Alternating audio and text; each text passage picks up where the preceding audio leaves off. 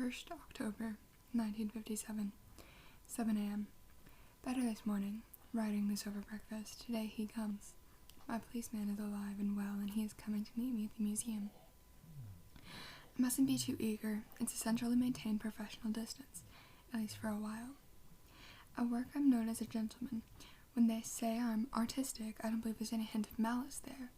It helps that it's mostly youngish women, many of whom have better things than my private life to concern themselves with.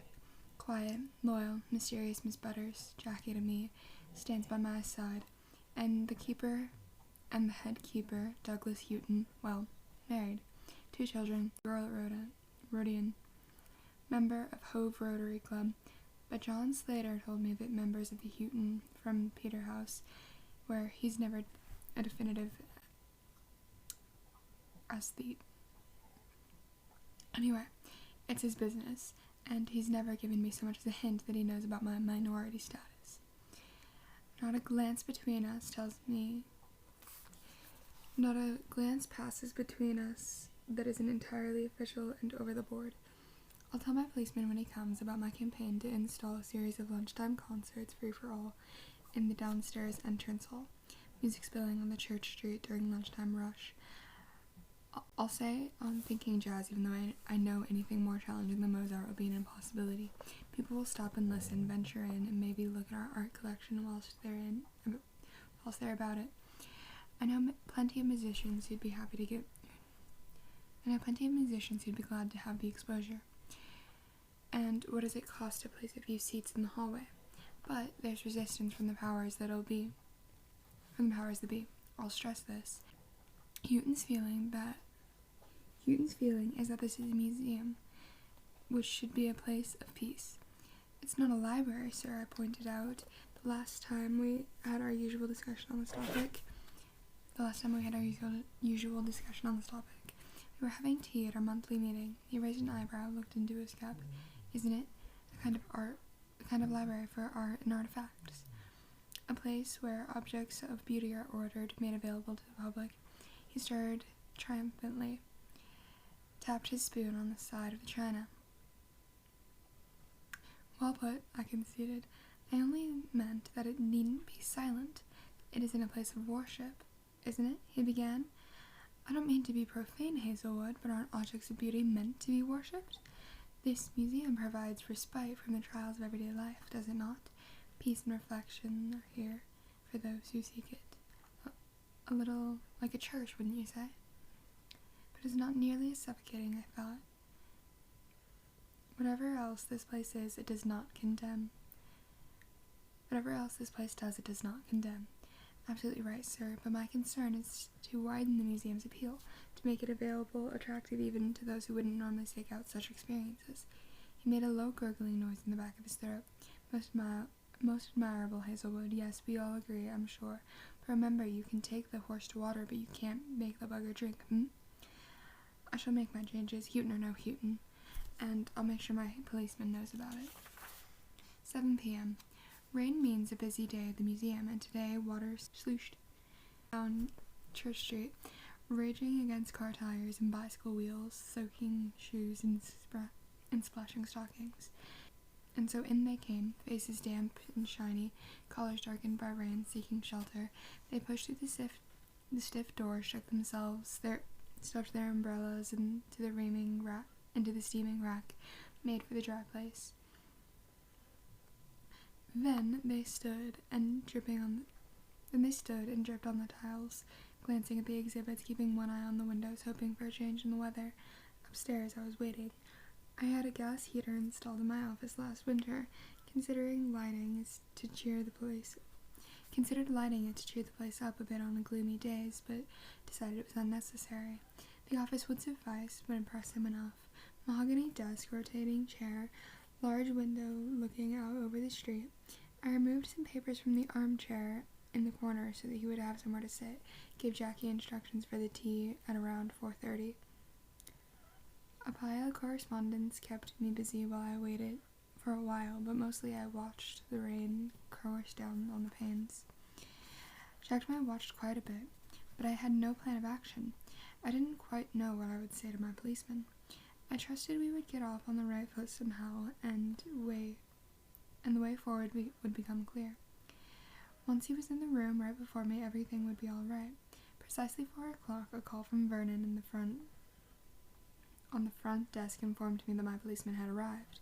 Should he send him up? Although I knew it was the most sensible thing would have been for him to come straight to my office, thus avoiding any attention from members of the staff, I said no. I would go down and collect him.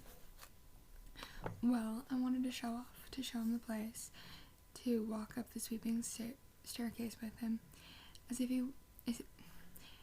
wasn't wearing his uniform, it took me a few seconds to locate him. He was admiring a huge cat in the hallway, arms folded, back straight.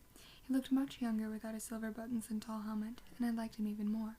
Soft sports jacket, soaked on the shoulders, light-colored trousers, no tie, his neck exposed, his hair slick with rain. He looked such a boy that I was struck by the sensation that I'd made a ghastly mistake. I almost decided to send him home on some excuse.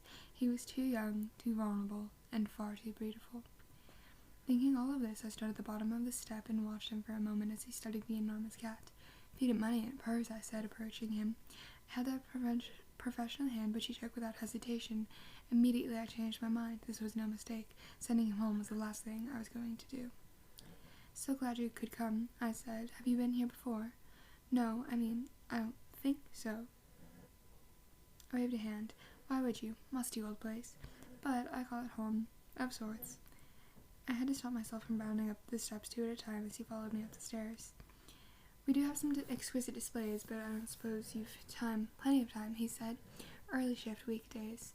On at 6, off at 3. What to show him? It's hardly the British Museum. I wanted to impress him, but I didn't want to over-egg it. My policeman should see something lovely, I decided, rather than challenging or in any way strange. "Is there something you'd particularly like to look at?" I asked as we reached the first floor. He rubbed the side of his nose, shrugged. "Don't know much about art." "You don't have to. That's the wonderful thing about it. It's about reacting to it, feeling it, if you like. It's not really anything to do with knowledge." I steered him into the watercolors and engravings room. The light was dim and grayish, and we were alone in there, save for an old gent whose nose was almost touching the glass case. "That's not the idea I get," he said, grinning. He lowered his voice now we were near the artworks, as almost everyone does. It's a great pleasure and mystery to me, the way people change when they come into this place. I never knew whether it was down to actual awe or slavish respect for museum protocol. Either way, voices are hushed, walks slowed, laughter stifled. A certain abortion takes the place. I've always thought that in the museum, people draw into themselves, and yet become more aware of their surroundings. My policeman was no different. "The idea you get from where?" I asked, rocking on my heels, smiling back, also lowering my voice. "School? Newspapers?" "Just the general idea, you know." I showed him my favorite Turner sketch in the collection, all waves crushing and foam pounding, of course, but delicate in that way of Turner's. He nodded. "It's full of life, isn't it?" He was almost whispering now. "The old gent has left us alone." I saw the color in my policeman's cheeks rise, and I understood what the risk he'd taken in uttering such an opinion in my presence. "That's it," I whispered back like a conspirator. "You've got it. Absolutely." Once in my office, he paced the room, examining the photographs. "Is this you?" He was pointing at one of me, squinting in the sun outside the Merton. It was on the wall opposite of my desk, because Michael took it. His shadow was just visible in the foreground. Whenever I look at the photo, I do not see my image, a bit skinny, far too much hair, slightly receding chin, standing awkwardly in an ill-fitting houndstooth jacket, but Michael, holding his beloved camera, telling me to pose as if I mean it, every sinew of his nimble body concentrated in this moment of capturing me on film. We hadn't yet become lovers, and in that photo there was something of promise, and a threat of what was to come. I stood behind my policeman thinking all of this, and said, "That's me, in a different life." He stepped away from me, gave a little cough. Please," Please, I said. Have a seat. I'm all right standing, he said. His hands were locked in front of him. A small silence. Once more I pushed down the fear that I'd made an awful mistake, sat down at my desk, coughed a little, pretended to tidy some papers, and I buzzed Jackie to bring the tea, and we waited, not quite meeting each other's eyes. I'm most grateful to you for coming, I said, and he nodded. I tried again. Please, won't you sit down? He looked at the chair behind him, gave a little sigh, and finally lowered himself under the seat. Jackie came in with tea, and we both watched in silence while she poured 2 cups. She glanced over at my policeman, then looked at me, her long face utterly impassive. She'd been my secretary since I came to the museum and never betrayed any interest in my affairs, which was just the way I liked it. Today was like any other day. She asked me no questions, gave no hint of curiosity. Jackie was always well presented, not a hair out of place, lipstick firmly applied, and she's quietly efficient. Rumor has it that she lost her sweetheart in a TB outbreak some years ago, and so is never married. Sometimes I hear her laughing with the other girls, and there's something in that laugh that unnerves me a little. It's a noise not unlike radio static, but Jackie and I rarely share a joke. She's recently purchased new spectacles from tiny Diamante decorations in the wings of the frames, which gives her a strange look, somewhere between glamour queen and headmistress. As she bent over the trolley, I watched my policeman's face and noted the fact that he didn't follow her movements with his eyes. When she'd gone, we'd both taken our teacups and launched into a long speech. I gazed out the window so I wouldn't have to look at my policeman as I outlined my fictitious project. You probably want to know a bit more about this whole portrait business, I began, but I chatted on for goodness knows how long, describing my plans, using words such as democratic, new perspective, and vision. All the time not quite daring to look at him.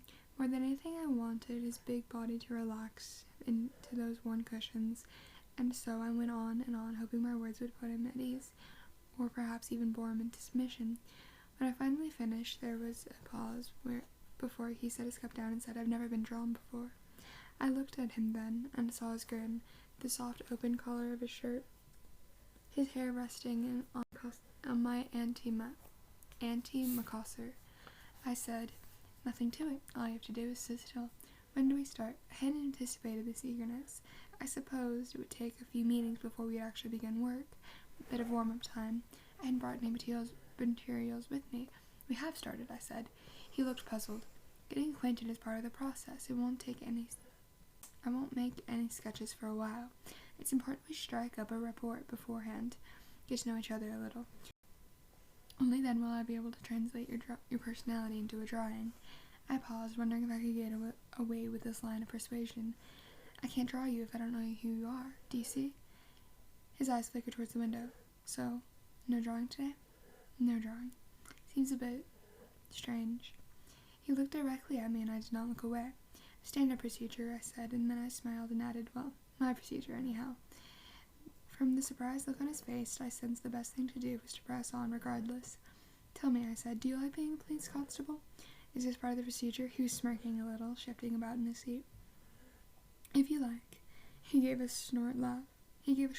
Yeah, I think so. It's a good job. Better than most. I selected a sheet of paper, took hold of a pencil to look professional. It's good to know I'm doing something, he continued, for the public, protecting people, you know? I wrote down protection on my sheet. Without looking up, I asked, what else do you do?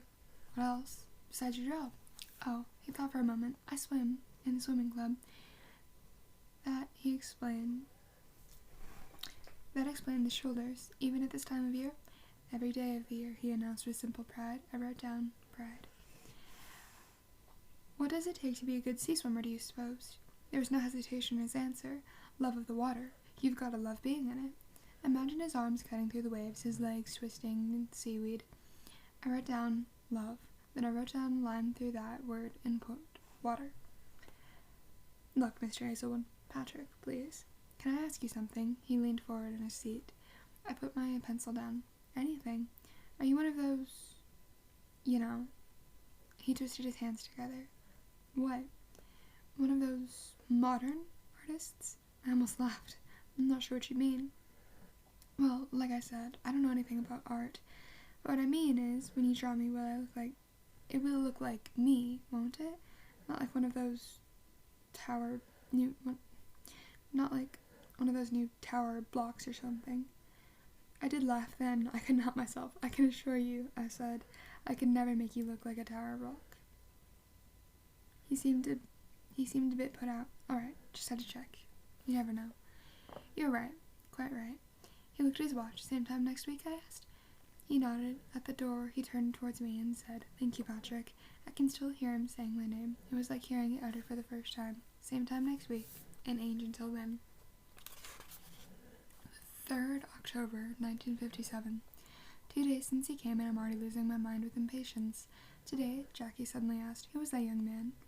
It was early afternoon. She was handing me the minutes from my last meeting with Houghton. She let the question drop without so much of a flicker. But she was wearing a look I hadn't seen on her before, one of genuine curiosity. Even with those Demonte frames obscuring her eyes, I saw it. Avoiding the issue fuels the fire, so I replied, "He was the subject." She had a hand on her hip as she waited for more. "We're planning a portrait, a new project, ordinary people of the town." She nodded then, after letting a moment pass. "Is he ordinary then?" I knew she was prying. The other girls had been talking about him, about me. Of course they have. Thorough tidbit, I thought. Get rid of her. "He's a policeman," I said. There was a pause as she digested this information. I half turned from her and picked up the telephone receiver in order to encourage her to leave, but she did not take a hint. "He doesn't look like a policeman," she said. Pretending not to have heard this, I started dialing a number. When she'd finally gone, I replaced the receiver and sat very still, letting my rushing heart calm.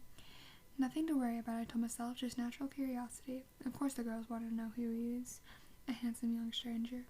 We didn't get many of those in the museum, and anyway, everything is above the board. Professional, and Jackie's loyal. Jackie's discreet, mysterious, but trustworthy. But, rush thump with the blood in my chest. It does this often. I've been to the doctor's, Langland. He's known as being sympathetic up to a point, that is. Very keen on psychoanalysis, I believe. I explained to him it most often comes in the night when I'm trying to sleep. Lying still in my bed, I swear I can see it, this lump of muscle jumping in my chest. Langland says it's perfectly normal, or, if not normal, then unusual. An ectopic heartbeat, he calls it, surprisingly common, he says. Sometimes the beat is the wrong way round, and it makes you aware of your heart thrumming. He demonstrated. Instead of going deep-dum, he slaps his hand on the desk. It goes dum-dee. Nothing to worry about. "Ah," I said. "You mean it's trochaic rather than iambic." He seemed to appreciate this. "Exactly," he beamed. "Now I have a name for it. A little easier to dismiss, but no less difficult to ignore. My trochaic heart. I sat at my desk until it calmed. Then I walked out of the place, out of my office, through the long gallery, down the stairs, past the money cat, and onto the street, amazed that no one stopped me. Not a single person looked my way as I marched by. Outside it was raining slightly, and the wind was up. Gusts of damp, salty air came to me across the Stein. Clanging notes from the pier blew this way and that. Crossed into St. James's Street. Although the sky held a brownish tinge, the air was fresh after the museum. Quickened my pace. I knew where I was going, but I did not know what I was going to do when I got there. No matter. I pressed onward, elated at having escaped my office with so little fuss. Relieved at the regular beating of my heart. Dee-dum, dee-dum, dee-dum. Nothing outlandish or hurried, no rush or movements from chest to head, no thump of blood in my ears. Just that steady beat and my steady walk towards the police box. The rain became heavier. I'd come out without coat or umbrella, and my knees were wet. My collar, too, was damp, but I welcomed the feeling of the rain on my skin. With every step I was closer to him. I didn't have to explain myself or provide excuses, I just had to see him. The last time I I was like this was with Michael, so anxious to see him that anything seemed possible. Conventions, other people's opinions, the law, all appear laughable in the face of your desire, your drive to reach your love. It's a blissful state. It's fleeting, although this feeling. Soon you realize that you're walking in the rain getting soaked when you should be at your desk. Women with children jostle you, casting their eyes suspiciously over a single man without a coat or hat in a shopping street during the middle of the afternoon. Old couples scurrying to the bus stops charge at you with umbrellas, and you think, even if he's there, what could I possibly say to him? Of course, in the moment itself, the blissful moment when anything's possible, there's no need for words. You'll simply fall into each other's arms, him understanding everything, at last. But when the feeling starts to wane, when another woman has just said, "Excuse me," but stepped on your foot anyway, when you've glimpsed your reflection in Sainsbury's shop window and you seem wild-eyed, rain-scattered man past his first flush of youth gaping back at you, then you realize there will have to be words. And what would I say to him? What possible excuse could I have for arriving at his police box at this hour, soaked to the skin? I just couldn't wait to see you, or I need to make some urgent preliminary sketches. I suppose I could have played the temperamental artist card, but it's probably just as well to keep that in reserve for more testing times. So I turned back, then changed directions again and headed for home. Once there, I telephoned Jackie and told her that I was unwell. I said I'd popped out for a newspaper. This was not unheard of during the museum's afternoon lull, and had been overcome by nausea. I'd spend the rest of the day in bed and would be back tomorrow morning. Tell all callers I'd deal with them tomorrow. She didn't sound surprised. She asked no questions. Good, loyal Jackie, I thought. What was I worrying about before? I drew the curtains, put the heating on. It wasn't cold in the flat, but I felt the need of any warmth I could get. Stripped out of my wet clothes, got into bed wearing the pajamas that I hate. Flannel, blue stripes. I put them on because it's better than being naked in bed. Being naked just reminds you you're alone. If you're naked, there's nothing to rub against on the sheets. At least flannel on your skin is a better layer of protection. Thought I might weep, but did not. Lay there with heavy limbs and foggy brain. I didn't think of Michael. I didn't think of my scalp. I didn't think of Michael. I didn't think of myself scurrying along the street like nothing. After nothing, like a fool. I just shook until the shaking stopped, and then I slept. I slept the rest of the afternoon and into the evening. Then I woke up and wrote this. Now I will sleep again. 4th October, 1957. Writing this Friday evening, the most satisfying day. After my little weakness, I resigned myself to the long wait for Tuesday. But then this, 4:30, monstrously dull meeting with Houghton over, I walked over to the main gallery, thinking vaguely about my tea and custard cream biscuit, more specifically about the fact that there were only 3 days until Tuesday, and then the unmistakable line of his shoulders. My policeman was standing, head on one side, looking at a rather mediocre-sized sleigh we've currently got on loan. No uniform, the same jacket as before, magnificently alive, breathing, and actually here, in the museum. I'd pictured him so many times over the past few days that I had to rub my eyes as disbelieving girls in films do. I approached. He turned and looked straight at me, then at the floor, a little coy, as if he'd been caught out. "Dum-dee," went my throwaway car. "Be finished for the day?" I asked. He nodded. Thought I'd have another look, see what my mug will have to compete with. "Do you want to come up? I should about to have tea." Again he looked at the floor. "I don't want to put you to trouble." "I don't want to put you to no trouble." "No trouble," I said, already leading the way to my office. I showed him in, nodding at Jackie's offer of tea as I did so, ignoring her look of interest. He sat in the armchair, I perched on the edge of the desk. So, anything interesting? See anything interesting? He didn't hesitate in response. Yeah, there's this one of a woman, with no clothes, sitting on a rock, her eggs like a goat's. Satires. French school. That one was pretty interesting. Why was that? He looked at the floor again. Wow, women don't have ghost legs, do they? I smiled. It's a mythological thing, from the ancient Greeks. She's a creature called a satyr, only half human. Yeah, but isn't that all just an excuse? An excuse? Art. Is it just an excuse to look at, well, naked people? Naked women? He didn't look down this time. He was staring at me so intently, his eyes so clearly blue, that I was the one who had to look away. Well, I straightened my cuffs. Oh, there's certainly an obsession with the human form, with bodies, and yes, I suppose a celebration of beauties, and yes, sometimes a celebration of the beauties of the flesh. I suppose you could say, male and female. I flicked a look at him, but Jackie chose this moment to come into the tree with a tea trolley. She was wearing a daffodil yellow frock, very tight about the waist, matching yellow shoes, a string of yellow beads. The effect was almost blinding. I saw my policeman take in the golden vision with what I thought was some interest, but then he looked back at me and there was a small, rather secret grin. Jackie, not seeing our exchange of glances, said, "Good to see you back, Mr." He told her his name. She passed him his tea. Having a portrait done, his cheeks flushed pink. Yeah, a little pause as she kept hold of his saucer, looking as though she was preparing herself to fish further. I stood and held the door open. "Thank you, Jackie." She pushed out her trolley with a tight smile. "Sorry about that." I nodded and sipped my tea. "You were saying?" "Was I?" "About the naked bodies." "Oh, yes." I settled on the corner of my desk again. "Yes, look, if you're really interested, I'll show you some fascinating examples.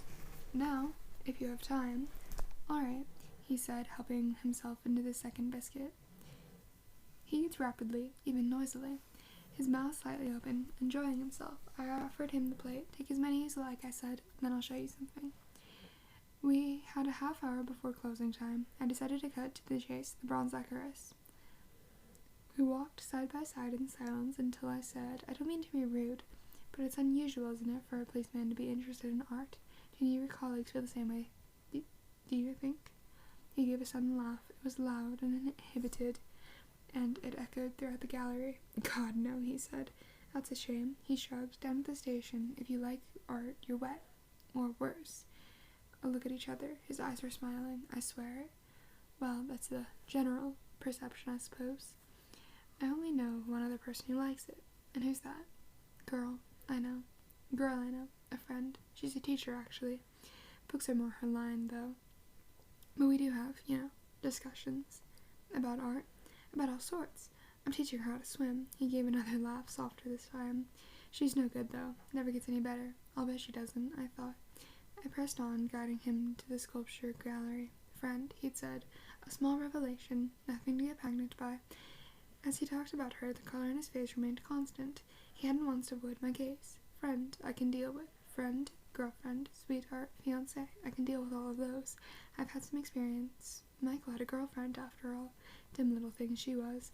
Always feeding him sandwiches. Rather sweet in her way. Wife, even. I think I can deal with wife.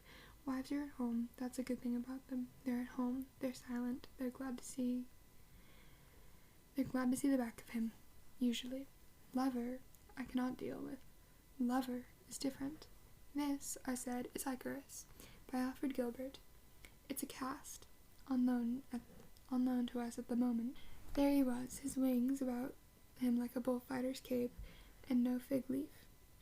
The most impressive thing about him to me is his belief in those wings, useless, fragile, attached to his arms by the couple of cuffs, and yet he believes in them, as a child might believe in a cloak will make him invisible.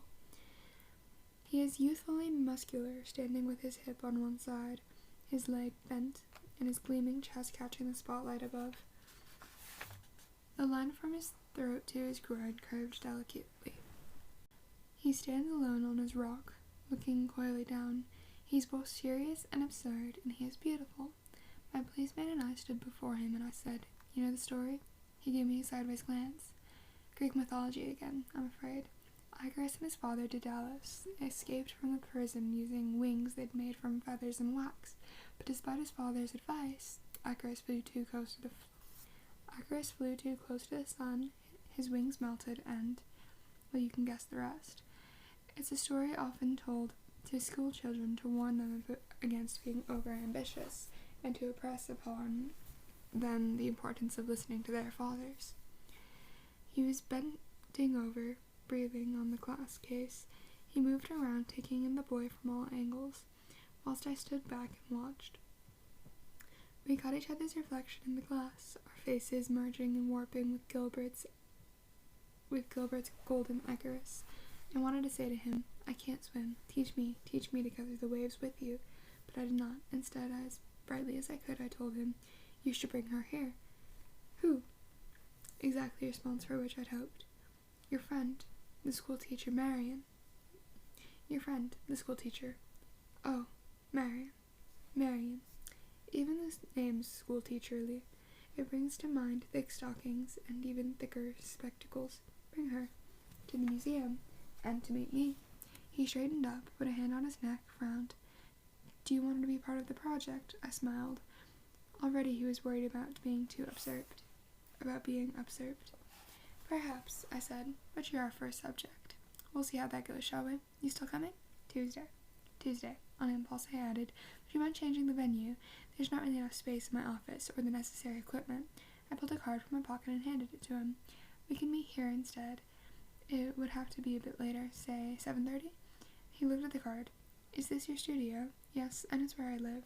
He turned the card over before tucking it into his jacket. He was smiling as he said, all right, but I couldn't tell if his smile was one of happiness at the thought of coming to my flat, amusement at my wiles to get him there, or mere embarrassment. But he had the card in his pocket, and Tuesday it is.